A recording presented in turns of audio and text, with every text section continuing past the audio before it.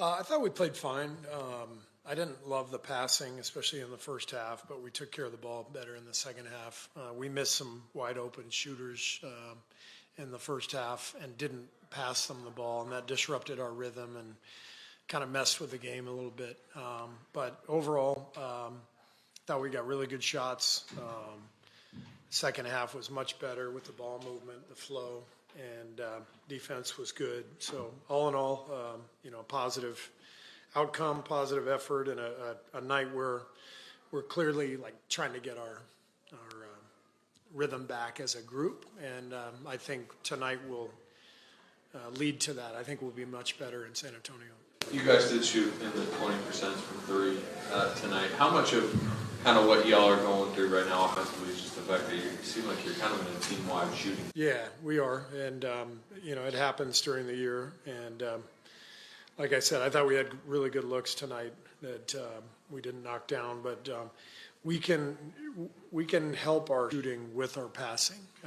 If we're just unselfishly moving the ball and throwing it to the first open guy, that guy makes the next pass, the shot is more likely to go in. It's a little more open, a little more in rhythm. So we still have to find some rhythm offensively. But like I said, second half, I think we only had 2 turnovers. Much better side-to-side ball movement and much better looks. Most of them just didn't go. How do you think Steph looked just from his first game back after missing a couple? I thought he looked great. He was moving really well, took care of the ball. I thought Steph played an excellent game. He probably missed his last 5 or 6 threes, so the numbers don't look great. But he looked like himself, and I think the week off did him a lot of good. Would you make it Jonathan's play tonight? Jonathan was good. He gives us the attack to the rim. He got to the foul line, 8 times.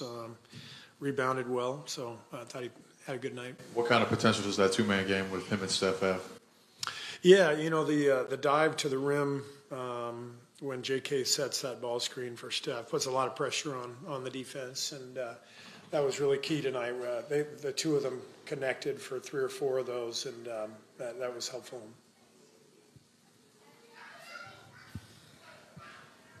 Jimmy, I think, went 1 of 6 from 3. It seemed like he was more aggressive, taking the jumper tonight.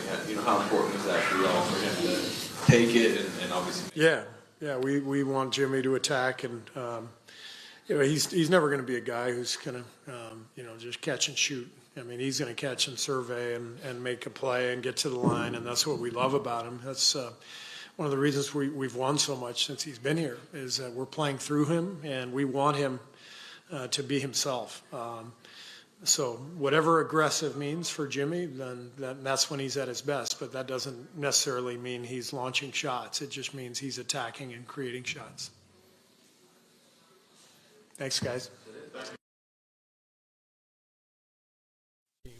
And our guys know how often this happens, where guys are out on the other team, and how well everyone else plays because they're getting an opportunity. So we know that's what's coming tonight. They'll play with great energy, and all the guys who are getting the minutes are going to be excited about that. So it's on us to bring our own energy and our own execution.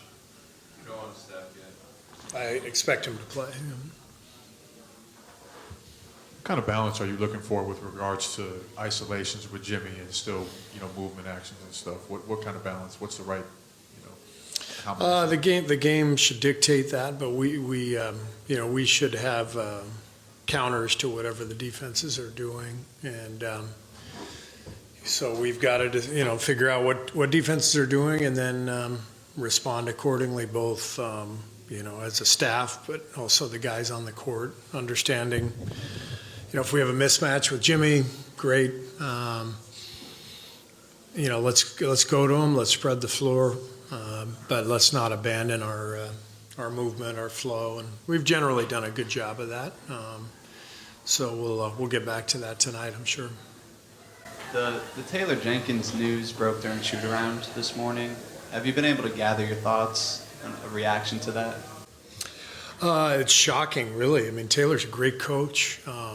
He's done an amazing job with Memphis. So it came out of nowhere for I mean, for us, we're not involved, obviously, but just from afar, it's shocking. And 9 games left in the season. Yeah, so it doesn't,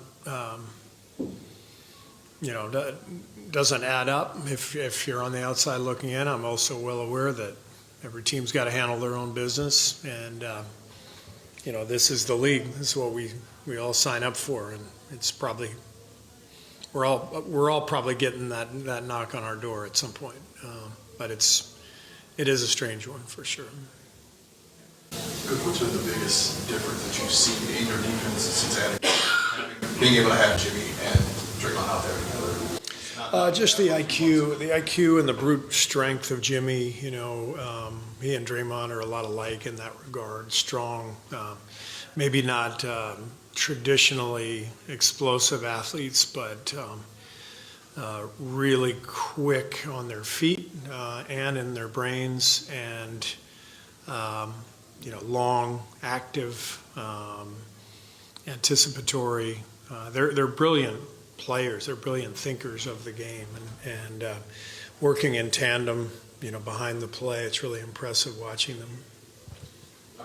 Putting your memory on the spot, no pressure. If you can't recall with the Memphis situation, anything similar where it didn't seem to be, in all your years in basketball, where you saw someone relieved and it didn't really seem to be generally performance I'm sorry, oriented. can you repeat that? Yeah, just all your years in basketball, can you recall anything similar that stands out where you had a coach who seemed to be performing well generally, and then, but still, surprisingly was relieved in a I'm sure if I gave it some thought, there'd be cases of that, but I don't remember this ever happening with 9 games left. That's what makes it very strange and unique.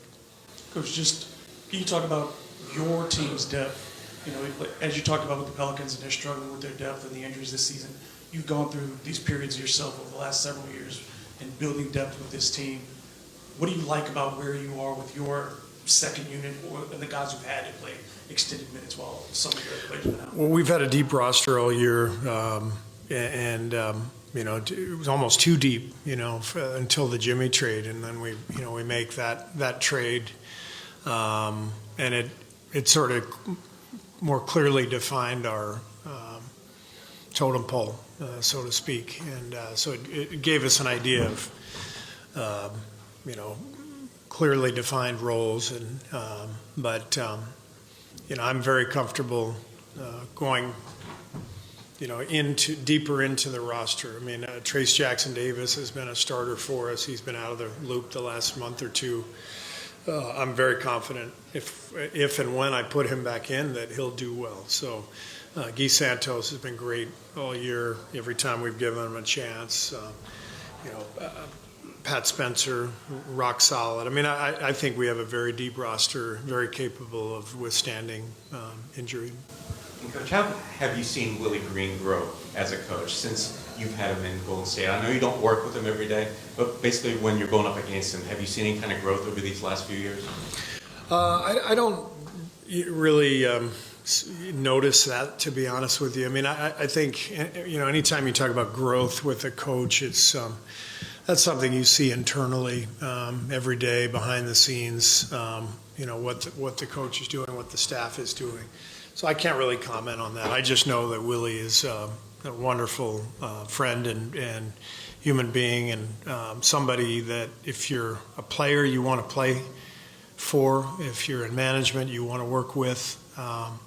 He's an amazing guy, and obviously has been dealt a really tough hand this year with all the injuries, but he's got the right temperament, the right collaborative nature to be a great coach in this league.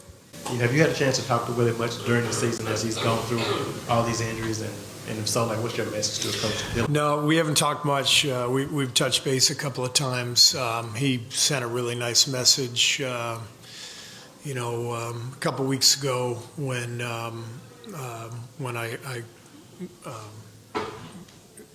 broke Al Addle's record for the team wins. It was really nice that what he did for our video post game, and so I texted him and thanked him for that. And I always ask him about Mason and his family, and we don't touch on the basketball stuff very often, and we tend to see each other more in the off season than in the season.